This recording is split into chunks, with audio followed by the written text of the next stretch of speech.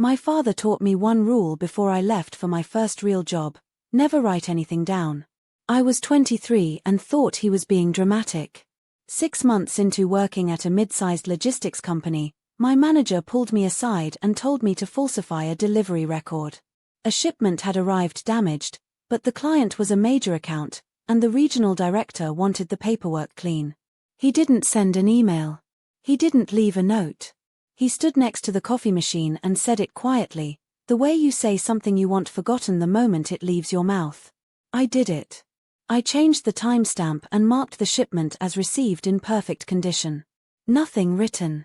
Nothing signed. Just me, a keyboard, and a system that logged my credentials automatically €1 something neither of us thought about at the time. 3 months later, the client sued. The damaged goods had caused a production line failure on their end. $500,000 in damages. The company's legal team started pulling records. The system log showed my credentials made the change. My manager, when questioned, said he had no knowledge of it. Said I must have acted alone.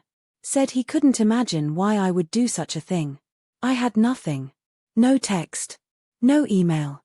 No note slipped under a door. Just my memory of a Tuesday morning, the sound of the coffee machine, and a man who spoke like someone who had done this before. I told my lawyer everything I remembered.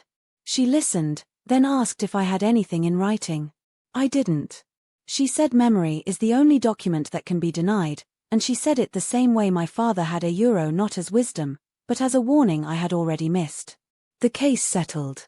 The company absorbed the cost, parted ways with me quietly, and my manager was promoted 6 months later. I found that out from someone who still worked there. She called me from her personal phone.